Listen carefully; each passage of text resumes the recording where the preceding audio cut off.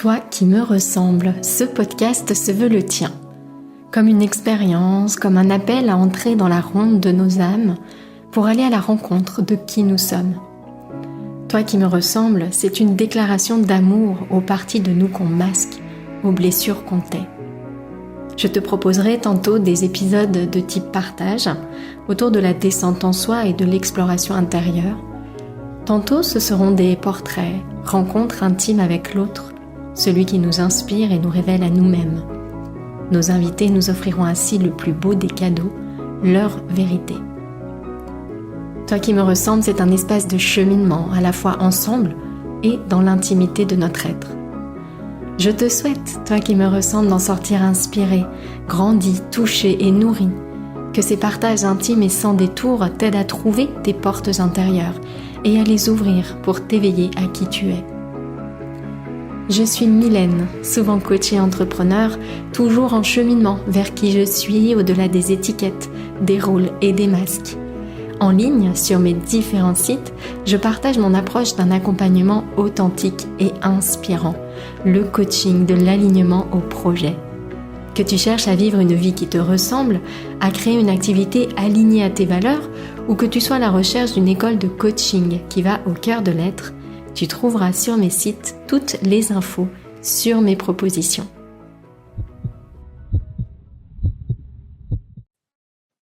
Dans ce nouvel épisode de ce podcast de Toi qui me ressemble, j'aimerais explorer l'alignement, la notion d'alignement et vous présenter ce que sont d'après moi les 4 grands piliers de l'alignement, les 4 grands axes à explorer, à intégrer, à découvrir, à travailler vraiment pour qu'il y ait transformation.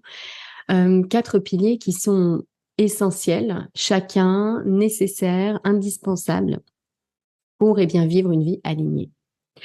Alors être aligné, c'est quoi? C'est un état d'être où ce que je désire profondément, autrement appelé le désir de mon âme, le désir de mon cœur ou ma nature profonde, ce que je pense, mon esprit et ce que je fais, mon corps, forment une seule et même chose. Les 3 vont dans la même direction, les 3 sont alignés l'un sur l'autre, centrés. Et donc une vie complètement alignée, ça ressemblerait à ça, à une vie où tout ce que je pense, dis, fais, incarne ma vérité. J'incarne cette vérité, ces qualités profondes à tous les niveaux de création. Et donc ma vie est une manifestation de cette perfection-là et je baigne dans les qualités profondes de ma nature que sont, par exemple, je vais vous partager mes qualités naturelles à moi, celles dont je ressens qu'elles sont associées à notre nature, qu'elles sont de notre nature, c'est l'amour, l'abondance, la confiance, l'unité, la joie, la présence. Et donc, être aligné, pour moi, c'est cela, c'est incarner le moi avec un M majuscule, l'être avec un E majuscule, au-delà de la pensée individuelle. Alors, on sait qu'on est aligné au quotidien quand on ressent ses qualités profondes. En fait, plutôt qu'on le sait, on le sent, parce que c'est vraiment une affaire de vibration, une affaire de ressenti. Maintenant, j'ai eu envie de faire cet épisode de podcast pour parler d'alignement parce que je me rends compte à quel point c'est un terme très mal compris. Et quand je dis très mal compris, je m'inclus en fait dans cette compréhension défaillante, puisque vraiment quand j'ai commencé à cheminer, j'étais quand même à un certain niveau de cheminement parce que je m'intéressais à cette notion d'alignement et je voyais vraiment l'alignement comme un point B. C'est quelque chose que je vois chez toutes les personnes que j'accompagne, notamment dans Expérience. L'idée que l'alignement, c'est une destination, c'est un point B. Et donc, on a le sentiment qu'il faut qu'on accomplisse un certain nombre d'actions, qu'il faut qu'on trouve notre contribution, qu'il faut qu'on trouve notre mission, qu'il faut qu'on résolve tel ou tel problème de notre vie pour pouvoir être aligné. Donc, je suis là aujourd'hui, j'accomplis des actions, je trouve mon métier, je trouve ma mission, je résous mes problèmes et j'arrive à être alignée. Et honnêtement, regardez avec attention autour de vous les contenus que vous pouvez voir sur le développement personnel, vous allez souvent retrouver en fait cette idée de il faut faire ça pour être aligné. Et pour moi, ça, c'est vraiment le signe d'une spiritualité, d'un épanouissement personnel, développement personnel récupéré en fait par l'ego. L'ego, c'est quoi? C'est le mental tout puissant qui n'est pas vu tel qu'il est comme un outil formidable, mais qui prend le lead en fait de notre vie, qui est vraiment, on s'associe pleinement à lui comme si c'était vraiment lui qui dirigeait en fait, qui était aux commandes de tout. Et ce mental tout puissant, eh bien, il enferme dans des cases, dans des concepts, ce qu'il a du mal à appréhender. Donc, si je n'arrive pas à être ça aujourd'hui, flèche, je fais des choses, flèche, je suis alignée. Vous voyez, pour lui, c'est vraiment ce cheminement-là, structuré, logique. Et cette conception-là de alignement égale point B, alignement et destination, eh bien, elle n'est pas juste, elle n'est pas exacte. L'alignement, c'est incarné en cet instant et seulement cet instant. Ça peut pas être dans le futur. Sa nature et ses qualités. C'est mettre tout de suite, maintenant, corps, cœur, esprit dans la même direction, celle de notre nature. C'est réunir qui je suis et ce que je crée, ce que je choisis. Tout de suite, maintenant. Et je crois qu'on se trompe en s'associant ainsi à ce mental et en le suivant pleinement. Le mental a besoin de ses limites, il a besoin de structurer le concept. Et d'ailleurs, petite remarque entre parenthèses, ce podcast étant une tentative d'expliquer ce qu'est l'alignement, c'est une action du mental. J'utilise cet outil fantastique qu'est le mental pour tenter de structurer les choses, pour les rendre accessibles, compréhensibles, mais c'est vraiment ensuite une affaire de ressenti. C'est une qualité d'être. Et donc, il y a beaucoup d'idées reçues autour de l'alignement que je trouve importante d'explorer. Celle que, je viens de l'évoquer, j'ai besoin de mettre en place des actions particulières pour être aligné. Il y a aussi une idée qui est très, très présente. C'est l'idée que je dois faire les bons choix pour être aligné. Il y a aussi l'idée reçue qu'être aligné, c'est ne plus ressentir d'émotions négatives. Et celle qu'aligner, encore une fois, eh bien, c'est atteindre ce point B au sommet de la montagne. Donc, c'est une notion que j'ai beaucoup explorée, beaucoup expérimentée, beaucoup pratiquée, que ce soit des introspections profondes, des retraites silencieuses, des méditations, des visualisations. J'ai aussi la chance de faire beaucoup d'accompagnement, donc d'avoir vraiment les retours de personnes que j'accompagne sur cette thématique de l'alignement. Et tout cela m'a fait arriver à cette conclusion que 4 piliers sont indispensables pour, eh bien, ressentir cet alignement-là. Ces 4 piliers, ce sont ceux du coaching de l'alignement au projet, parce que c'est la méthode de coaching que j'ai conçue pour, eh bien, justement, réussir à retrouver ce contact avec soi, se reconnecter à soi et ressentir, vibrer cet alignement au quotidien. Le premier pilier, c'est le pilier de l'écoute de soi. Apprendre à s'écouter, c'est apprendre à tourner son regard vers l'intérieur pour pouvoir observer ce qui se passe en soi. Et donc, ça demande de changer un schéma traditionnel que l'on a tout le temps, qui est de porter notre attention en permanence sur les situations extérieures, sur les expériences extérieures. Et donc ici, il y a vraiment un changement de regard, puisqu'on va sortir des distractions de l'extérieur, sortir des stimulations, du tourbillon des circonstances de vie qui vont, qui viennent, qui changent. Et donc, ça demande vraiment un switch, une décision puissante, une intention profonde de sortir de ce mode habituel de fonctionnement. Ce mode habituel de fonctionnement, il ressemble à quoi? Eh bien, il se passe, je vais le décrire, il se passe plein de choses dans ma vie et encore plus dans ma tête. Je me remémore des choses qui se sont passées, je rumine des situations qui se sont pas très bien passées, je repense à tout cela, j'imagine d'autres façons d'y répondre, je prépare la suite, j'anticipe, j'ai plein de projets que je découpe en actions pour avancer. Ce qui se passe dans ma tête, dans notre mode de fonctionnement habituel, ça prend toute la place. Il y a des pensées neutres et puis surtout, il y a ces fameuses pensées chargées d'émotions. Et donc, en une journée, j'oscille entre 1001 états d'être différents, une sorte de montagne russe émotionnelle. Parfois, je vais bien, quand les pensées, les émotions sont agréables, et parfois, je vais pas bien. Et dans ce mode de fonctionnement habituel, eh bien, ce qui se passe, c'est qu'on est à la merci des circonstances extérieures, puisqu'elles sont à l'origine de ce qui se passe à l'intérieur. Et comme je suis convaincue, je fais l'expérience de ce que je suis vraiment, ce qui se passe à l'intérieur sans recul, eh bien, je suis totalement liée à ces circonstances, totalement dépendante de ces circonstances. Et donc, si je veux aller mieux, logiquement, dans ce mode de fonctionnement habituel, je porte toute mon attention sur les situations extérieures et j'essaye de changer ces situations extérieures pour aller mieux. Je prends l'habitude de rêver, de reporter, d'imaginer ce que serait ma vie si je changeais à l'extérieur de métier, d'endroit, de relation. Et donc, j'ai vraiment ce sentiment de subir, d'être comme en prison, puisque mon bien-être dépend de ce qui se passe autour de moi. Et ça crée vraiment une angoisse importante, hein, et ça encore, c'est notre mode de fonctionnement habituel que je suis en train de décrire. C'est angoissant de subir parce que on laisse de côté son pouvoir, on laisse de côté sa possibilité de création consciente, et donc, eh bien, on laisse telle ou telle personne, telle ou telle condition décider pour nous de ce qui se passe. Dans ce mode de fonctionnement habituel, notre regard tout entier est tourné vers l'extérieur, puisque l'association, ce qui se passe à l'extérieur, ce qui se passe à l'intérieur, est direct pour nous. Autre phénomène caractéristique de ce mode de fonctionnement habituel, c'est le fait qu'on vit entre le passé et le futur. Et que lorsque je suis dans ce mode-là, il n'y a pas d'autre moment à vivre. Soit je rumine et pense à quelque chose qui s'est déjà produit, soit je suis déjà en train de penser à quelque chose qui viendra plus tard. Et donc, ce premier pilier, s'écouter, c'est rompre avec ce mode de fonctionnement habituel. Rompre avec ce pilotage automatique, redonner au présent sa place centrale dans notre vie. Et c'est une aptitude qui s'apprend parce qu'elle est loin d'être habituelle, en fait. Depuis toujours, on agit comme si notre mental était nous.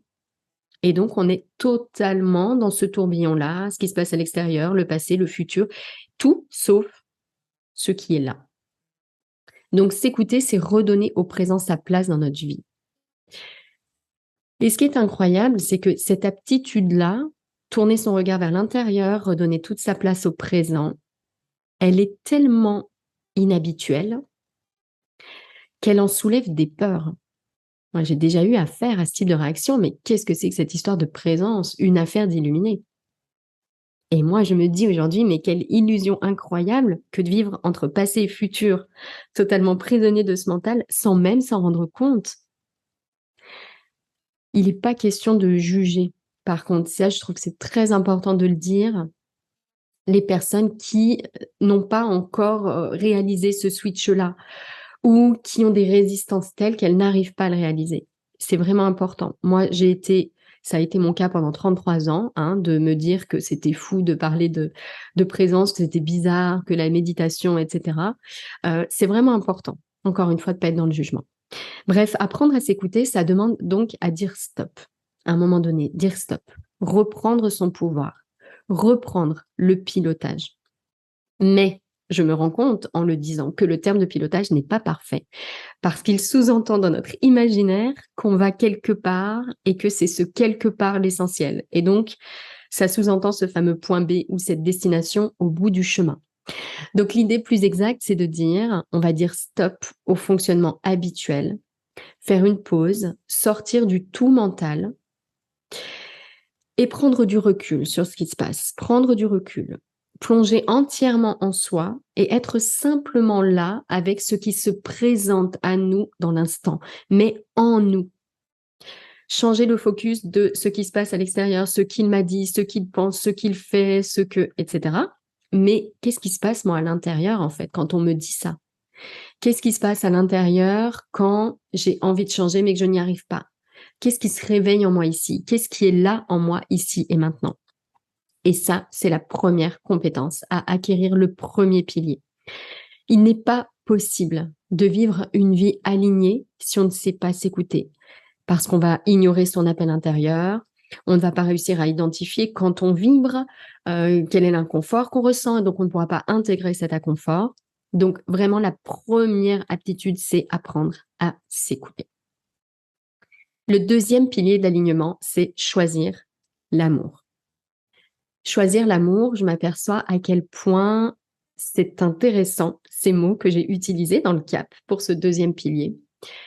Parce que croyez-moi ou pas, mais longtemps, rien que le fait de parler d'amour, j'aurais trouvé ça totalement naïf. Et d'ailleurs, le nom de ce deuxième pilier dans une vie antérieure, avant mes 33 ans, puisque pour moi, il y a vraiment un point de bascule après, j'aurais trouvé ça vraiment naïf. Je souriais de ces citations qu'on m'envoyait au travail qui parlaient d'amour, de vie, de cadeaux, de temps précieux, etc. Et ça a été pour moi tout un programme que de sortir vraiment de ces conditionnements-là. Bref, choisir l'amour, c'est quoi? C'est reprendre contact avec notre nature profonde. Et notre nature, c'est l'amour, entre autres qualités naturelles et divines dont je parlais tout à l'heure.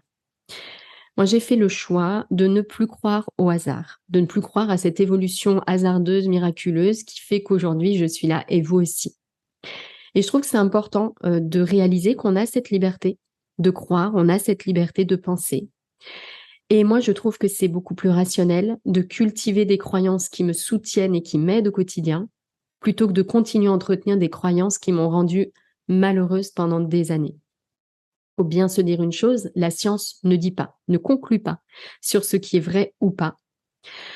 Mais je trouve que ce qu'on ressent quand on se connecte à cette idée de nature divine, à cette idée d'alignement, à ces qualités profondes que j'ai décrites tout à l'heure, ces grandes qualités d'être, ces ressentis-là, ces vibrations-là que l'on ressent, c'est pour moi vraiment une source de connaissances profondes, qui certes ne repose pas sur un savoir scientifique, mais qui repose sur une foi, sur des vibrations. Et pour moi et tous ceux qui en font l'expérience, c'est bien suffisant. Donc laisser de côté ces croyances qui ne nous rendent pas heureux et venir cultiver celles qui, au contraire, nous rendent heureux. En ce qui me concerne, être vraiment pleinement dans cette activité mentale pendant 30 ans de ma vie, c'est pas quelque chose qui m'a rendue heureuse. J'étais vraiment dans une collection d'informations, dans le débat, le point de vue, l'argument, apprendre, apprendre, apprendre pour se remplir de quelque chose parce qu'on sent comme un vide en soi, mais qu'on ne l'identifie pas. Être sujet et totalement submergé par les émotions, les pensées, oublier la vie pour passer tout son temps dans les circonstances de vie. Bref, je crois que c'est quelque chose que vous avez vous aussi vécu, que vous vivez peut-être encore aujourd'hui. Et je sais qu'au fond, on a toutes et tous en nous cet appel à sortir de cela. Donc choisir l'amour, eh bien, c'est choisir d'écouter cet appel à sortir de cela. C'est pour ça que le premier pilier, c'est s'écouter, parce que si je n'écoute pas l'appel, je ne peux pas le suivre. Nourrir cet appel en soi, en choisissant l'amour, c'est reconnaître les grandes qualités de notre nature et les cultiver à chaque instant. Et ça implique de changer de regard, de changer de vision, de passer du temps avec notre nature, de passer du temps avec nos plus belles pensées à propos de nous-mêmes et moins sur les problèmes et les circonstances de notre vie. Donc ça demande dans ce pilier d'être au clair avec ces valeurs qui ne sont rien d'autre que les qualités de notre nature. Longtemps, j'ai séparé les choses. Il y avait d'un côté cette notion de nature profonde, de l'autre cette notion de valeur. J'ai eu du mal à faire le lien entre les deux et j'ai dû faire, honnêtement, des centaines d'accompagnements pour prendre conscience de cela. Les valeurs sont toujours les mêmes d'une personne à l'autre. Au-delà des définitions, en termes de ressenti, on recherche toutes et tous la même chose parce qu'en fait, on parle toutes et tous de la même chose, notre nature profonde. Choisir l'amour, c'est entendre encore une fois l'appel de cette nature qui vibre en nous, se recontacter, se reconnecter à cette nature-là, à ses grandes qualités et les faire vivre avec tout notre corps, tout notre esprit, tout notre cœur à chaque instant. Ces grandes qualités, confiance, présence, gratitude, amour, joie, paix, unité, abondance. Donc ça, c'est le pilier 2, choisir l'amour, et il est vraiment indispensable, encore une fois, pour vivre une vie alignée. Maintenant, il y a un pilier 3, et ce pilier 3, c'est accueillir la peur. Et je sais que c'est quelque chose qu'on n'a pas envie de voir. D'ailleurs, ça fait partie vraiment des idées reçues sur l'alignement. Et j'ai écrit un post il n'y a pas longtemps dessus. Être aligné, ce n'est pas ne plus ressentir d'émotions négatives. Et bien sûr, cette notion de peur, d'émotions désagréables, d'inconfort, tout ça, c'est quelque chose qu'on n'a pas envie de voir. Notre mental ne peut pas s'empêcher, lorsqu'il est face à plusieurs expériences, de s'approprier les expériences et de les classer. L'amour, c'est bien, La peur, c'est pas bien. Moi, je ne suis pas mon ego. Et en réalité, ça crée beaucoup de souffrance que d'ignorer, de rejeter, de refuser des choses qui se passent en nous. La peur, à la base, c'est la grande illusion d'être séparé de l'amour. Cette illusion de séparation qui est le fait de l'ego, c'est-à-dire le fait de s'associer à son mental, cette association au tout mental, avec cette notion de séparation, parce qu'encore une fois, le mental veut des choses limitées, simples, des concepts, des étiquettes, des choses structurées. A priori, nous sommes séparés physiquement des autres, donc, association de pensée, nous sommes séparés les uns des autres. Nous sommes séparés de l'univers, de la nature. Et donc, cette grande illusion de séparation crée beaucoup de souffrance parce que nous avons peur d'être séparés de ce qu'est notre nature. En réalité, nous avons peur d'avoir perdu l'amour, d'avoir perdu cette connexion à l'univers. Et ça crée beaucoup, beaucoup de souffrance. Il y a une peur fondamentale, celle de ne pas être aimé, celle d'être séparé de l'amour. Et puis ensuite, il y a de nombreuses peurs corollaires ou de nombreuses autres manifestations de cette peur. Mais en réalité, je dis accueillir la peur parce qu'on en revient toujours aux mêmes choses. Peur d'être abandonné, peur d'être rejeté, d'être trahi, d'être humilié, d'être traité de façon injuste. Vous reconnaissez ici les fameuses 5 blessures. Puis derrière toutes ces peurs, il y a d'autres émotions difficiles, comme la colère et la tristesse. Mais au fond, tout cela, ce n'est rien d'autre que cette grande illusion de séparation. La peur d'avoir perdu l'amour, de ne pas être aimé. Et pour être aligné, pour s'éveiller à soi, avec un S majuscule, il est vraiment important de réintégrer aussi toutes ces expériences-là, toutes les expériences d'inconfort qui sont nées de cette grande peur fondamentale. Et encore une fois, ça demande vraiment un switch dans notre mode de fonctionnement habituel. Parce qu'habituellement, qu'est-ce qu'on fait quand on ressent quelque chose de désagréable? Eh bien, il ne faut pas réfléchir bien loin pour regarder ce qu'on fait dans nos comportements du quotidien. On s'en prend à la situation elle-même. Qu'est-ce qu'il faut que je change dans ma façon de faire, dans mon environnement, pour que cet inconfort disparaisse? Qu'est-ce que cette personne-là doit changer pour que cet inconfort disparaisse? Et du coup, je m'en prends à l'autre. Il faut arrêter avec ci ou ça. Ou alors, s'il y a un inconfort, je vais aller me distraire à l'extérieur. Waouh, je vais claquer la porte de tout ça, je vais sortir, je vais rencontrer du monde et je vais oublier ça. Je peux déménager, je peux changer de fonction, je peux me mettre en colère contre l'autre, je peux regarder un film pour oublier, je peux planifier un week-end pour penser à autre chose. Ça, c'est notre mode de fonctionnement habituel. Et en faisant cela, on passe à côté, à mon sens, de notre grande mission. Notre grande mission, qui est l'alignement, et qui passe par accueillir et intégrer pleinement toutes les palettes des émotions pour vivre l'expérience humaine de notre nature spirituelle. Accueillir et intégrer pleinement toute la palette de nos émotions pour vivre l'expérience humaine de notre nature spirituelle. Et encore une fois, je ne pense pas que ce que je dis est perché et je pense que vous ressentez la justesse, en fait, la logique, le côté finalement très terre à terre de cette démarche. Et c'est là qu'en allant plus loin dans l'exploration, on s'aperçoit à quel point il y a des ponts qui existent entre le ciel et la terre, à quel point c'est cohérent, en fait, cette démarche-là. Et donc, arrêter de chercher à faire disparaître la situation pour se concentrer sur l'inconfort qui est en moi et l'intégrer, c'est arrêter de tirer sur le messager et accepter le message. Écouter le message et l'intégrer pour s'en libérer et vibrer encore plus fort sa nature. Et je sais qu'ici, il y a beaucoup de pièges encore, comme celui de juger ces expériences moins agréables, classer nos expériences, nous dire qu'on a fait un pas en arrière quand on ressent ça, qu'on fait un pas en avant quand on ressent ça, tourner notre regard vers l'extérieur, mais qu'est-ce qu'il faut que je change parce que ça va pas, est-ce que j'arrête ci, est-ce que je continue ça? Mais il faut bien réaliser une chose, c'est que tant qu'on n'a pas intégré l'inconfort qui se présente, qui se manifeste, la vie nous enverra d'autres messagers. Tant que ce n'est pas intégré, on va recevoir en fait d'autres messagers pour enfin intégrer l'inconfort. Et dès que c'est accueilli, eh bien les situations disparaissent comme par magie.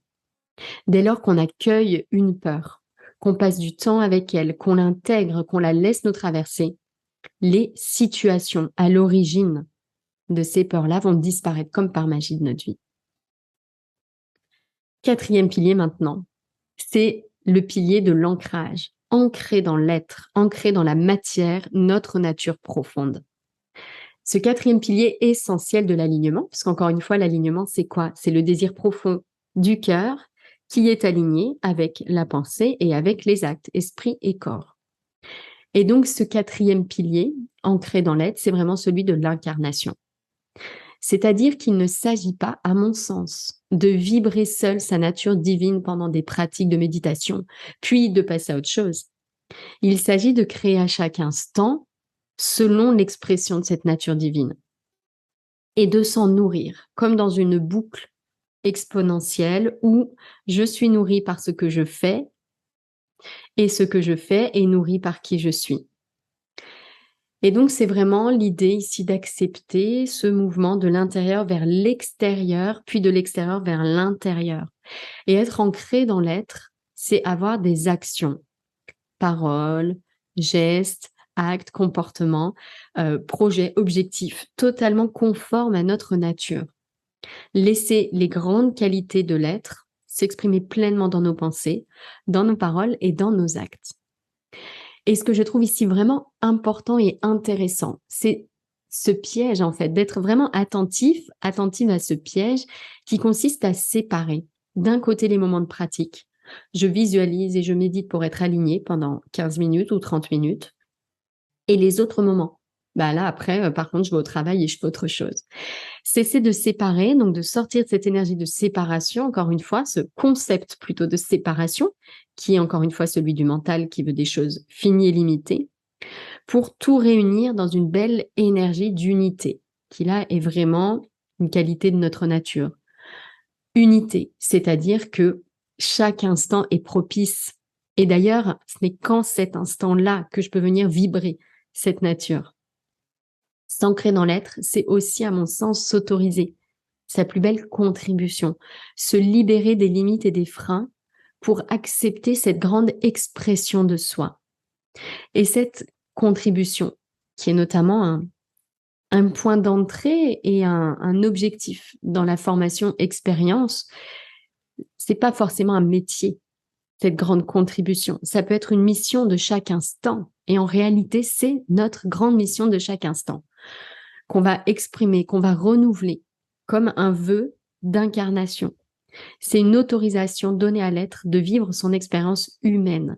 Et je suis convaincue que c'est vraiment cela notre grande mission. C'est la raison d'être du monde. Et que si vous êtes là, en train d'écouter ce podcast, c'est parce que c'est en train de devenir une priorité pour vous. Parce que vous entendez cet appel-là de votre nature, à vivre pleinement cette expression humaine, à s'incarner pleinement dans cette expérience humaine. Alors, comme vous le savez, ces 4 piliers, ce sont ceux du coaching de l'alignement au projet que j'ai conçu. Et c'est vraiment pour moi essentiel, cette thématique du coaching de l'être qui va lier en fait alignement et projet. Parce qu'en réalité, il n'y a pas d'alignement sans une incarnation. Au quotidien, encore une fois, nos pensées, nos actes et tout est support en fait pour être aligné. Tout est support, tout est matière. Sortir vraiment de cette logique de séparation et vraiment s'inscrire dans cette belle énergie d'unité-là. Et c'est vraiment l'alignement parfait de toutes les parties de l'être. Comme vous l'avez noté, j'ai plusieurs programmes d'accompagnement autour de cette thématique-là. Il y a notamment le programme Expérience. Je pense également, en parlant, programme Expansion pour aller plus loin dans cette ouverture de conscience. Si ce sont des expériences qui vous inspirent, si vous sentez que ça résonne et que vous êtes là aujourd'hui, je vous invite à les découvrir sur mon site, notamment sur les réseaux également, puisque j'en parle régulièrement. Je vous souhaite une belle fin de journée. Merci pour votre écoute et bel alignement à vous. Si tu entends ce message, c'est que tu as écouté l'épisode jusqu'au bout. Et pour cela, je te dis un grand merci.